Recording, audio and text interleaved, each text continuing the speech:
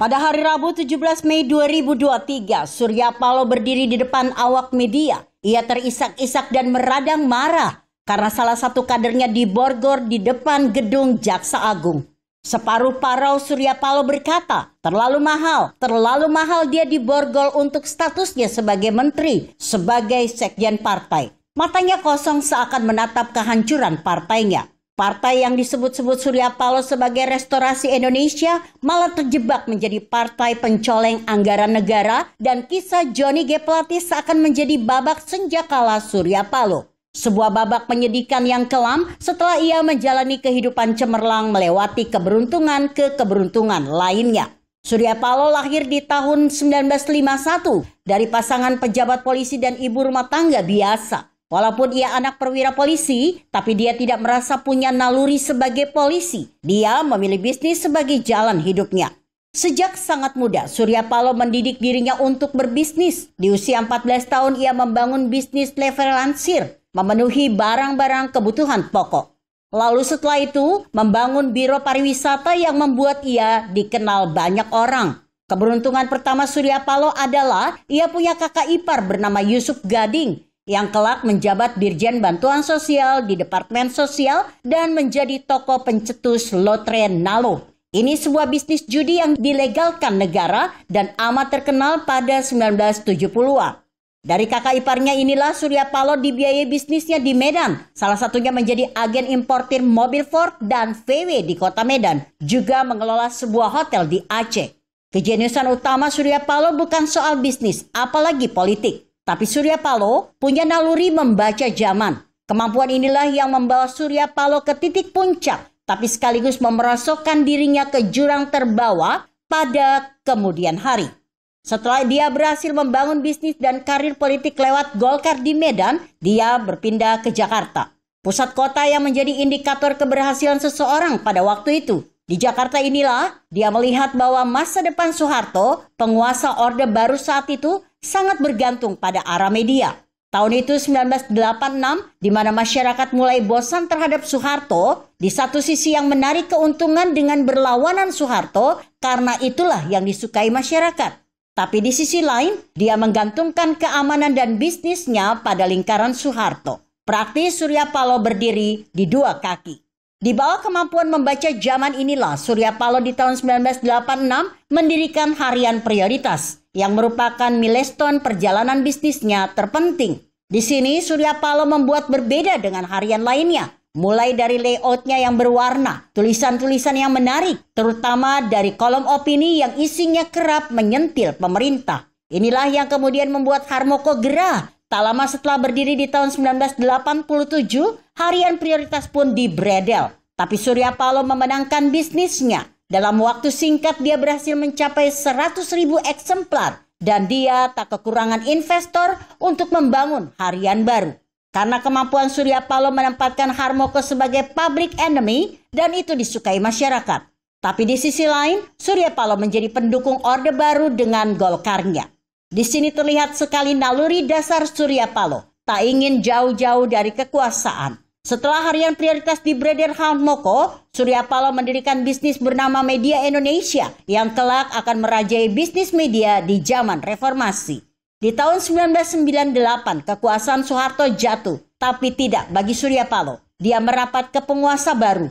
Justru setelah kejatuhan Soeharto inilah titik penting Surya Paloh membangun kerajaan media besar. Imperium Media Surya Paloh itu mencakup stasiun TV berbasis berita yang amat fenomenal, Metro TV. Persiapan rencana Imperium Media ini disiapkan Surya Paloh sejak 1999.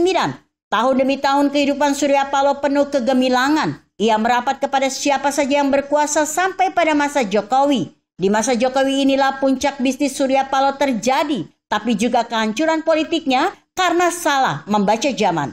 Kemunculan Surya Paloh dalam menyiapkan organ politik tersendiri dimulai tahun 2010. Ia mendirikan ormas yang diberi nama Nasional Demokrat, NASDEM. Banyak tokoh masyarakat dikumpulkan dalam wadah ormas ini, termasuk Sri Sultan Hamengkubuwono X. Tapi di tahun 2011, sontak ormas ini berubah menjadi partai politik. Dan banyak membuat tokoh dalam ormas ini kecewa, lalu mengundurkan diri. Seperti Sri Sultan, yang karena kemawasan hatinya bahwa parpol ini akan berjalan tidak benar. Surya Paloh hidup dalam alam pikiran SBY. Dia lebih melihat partai politik akan tumbuh pesat bila dilakukan dengan money politik. Liberalisasi politik di zaman SBY sudah membuat Surya Paloh berpikiran konyol bahwa membeli suara elektoral harus dibiayai dengan uang, bukan dengan ideologi. Karena ia tumbuh di alam Orde Baru dan juga besar di masa SBY, maka pikirannya hanya dua dalam membesarkan partai politik, uang dan permainan hukum. Jokowi adalah keberuntungan terakhir Surya Paloh dalam dunia bisnis dan politik. Di tahun 2014, kecemerlangan Jokowi menyilaukan publik Indonesia dan Surya Paloh berdiri di sisi yang tepat. Nasdem menjadi partai penyokong Jokowi di jam-jam pertama. Dan kemenangan Jokowi di tahun 2014 membuat Surya Paloh langsung menjalankan operasi politiknya yang didasarkan dua hal itu, uang dan permainan hukum. Pertama kali intervensi bisnis Surya Paloh ke Indonesia dengan kekuatan politiknya adalah memasukkan usaha rekan bisnisnya dari RRC, Sampa, pemilik jaringan perdagangan minyak Sonangol, untuk mensuplai minyak dari negara Angola ke Pertamina. Setelah itu Surya Paloh memainkan kunci penting, yaitu menempatkan Jaksa Agung Prasetyo sebagai panglima politiknya. Ia juga menempatkan Menteri Perdagangan Enggar Tiasto Lukita sebagai kesko aliran dana ke partai. Dari setoran-setoran inilah dibangun gedung megah Nasdem Tower, sebuah kantor partai paling mewah bila dibandingkan kantor-kantor partai lainnya. Penempatan orang Paloh sebagai Jaksa Agung menempati posisi strategis Nasdem dalam tembakan-tembakan politiknya. Nasdem di tahun 2019 banyak membajak kader dari partai-partai lain, baik sebagai caleg ataupun kepala daerah dengan todongan, dikasuskan oleh kejaksaan atau ikut Nasdem. Hal ini juga dilakukan Prasetyo dengan memperalat aparat kejaksaan di daerah-daerah. Surya Paloh kerap membanggakan dia tidak meminta mahar politik. Hal ini jelas karena kebutuhan biaya logistik kampanye politik dipenuhi dari setoran-setoran menterinya dan Jaksa Agung Prasetyo. Tapi tak selamanya karir Surya Paloh cemerlang. Tiba-tiba saja posisi Prasetyo sebagai Jaksa Agung tidak digunakan lagi oleh Presiden Jokowi. Juga Menperindak diserahkan ke partai lain di luar Nasdem. Satu-satunya peluang adalah Johnny G. Plate yang memegang Kementerian Kominfo. Menkominfo Johnny G. Plate diperintahkan untuk mengumpulkan dana demi kepentingan pemilu 2024. Di Kominfo banyak proyek, tapi ada satu proyek yang nilainya signifikan dan diciptakan untuk digarong. Proyek itu ada di bagian Kominfo bernama Bakti, sebuah badan layanan umum untuk kelancaran komunikasi di wilayah-wilayah terpencil. Proyek itu pembangunan menara BTS dengan nilai total 10 triliun rupiah. Menurut beberapa sumber, rencana menggarong anggaran Bakti dilakukan beberapa minggu setelah Johnny G. Plate dilantik menjadi Menteri Kominfo. Suatu saat, Direktur Utama menghadap Menteri Johnny. Setelah berbasa-basi sejenak, Dirut Bakti Anang Latif mengatakan ada satu proyek strategi yang beranggaran besar tapi punya peluang diambil keuntungannya. Otak kriminal Johnny G. Plate pun sigap membaca peluang itu. Langkah pertama Johnny meminta agar tender proyek Bakti 10 triliun rupiah dilakukan secara tertutup dan meminta Anang Latif mengumpulkan pengusaha-pengusaha yang bisa diajak Chengli untuk memarkup biaya peralatan. Lalu bergeraklah Anang Latif sesuai perintah Johnny G. Plate. Dia mengumpulkan pengusaha-pengusaha yang kerap terlibat di proyek Kominfo dan punya hubungan khusus dengan Anang. Namun beberapa bulan kemudian aksi Anang ini terendus BPK. Badan Pemeriksa Keuangan meminta kasus proyek Bakti dievaluasi. Tapi walaupun kasus ini sudah terendus BPK, Anang tetap melanjutkan aksi rampoknya di anggaran Bakti.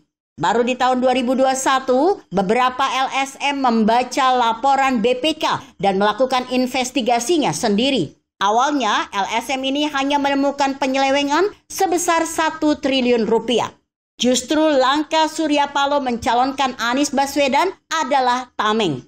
Bila kasus Bakti terungkap, maka ia bisa beralasan ini adalah intervensi politik, bukan murni kasus hukum. Brutalnya lagi, kasus perampokan anggaran bakti diungkap Kejaksaan Agung bukan hanya 1 triliun rupiah, tapi senilai 8,3 triliun rupiah.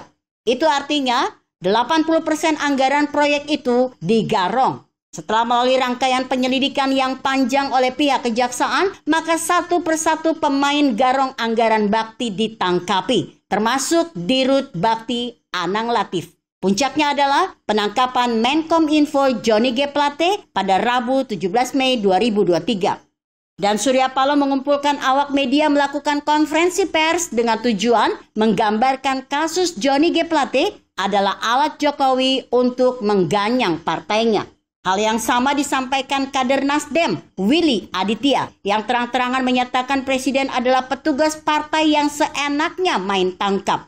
Begitupun Anies Baswedan yang menyatakan dengan nada religius, Tuhan akan berpihak pada kebenaran. Tapi sayang, skenario Surya Paloh untuk mempersepsikan kasus bakti Kominfo adalah persoalan politik gagal total. Karena efeknya adalah kemarahan rakyat yang meluas terhadap kelakuan Johnny G. Plate. Sekarang tinggal Surya Paloh merenungi nasib menghadapi kehancuran partainya.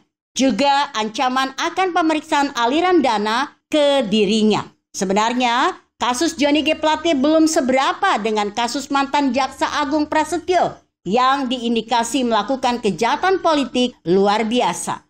Tapi inilah senjakala Surya Paloh, sebuah akhir kelam dari pebisnis politik yang salah membaca zaman. Begitu kira-kira. Artikel ini ditulis Anton DH Nugrahanto yang disadur dari orbitindonesia.com dengan judul Senjakala Surya Paloh. Bagaimana menurut Anda? Jika Anda berpendapat lain, tuliskan komentar Anda di bawah ini. Saya Emma, Karisma 90.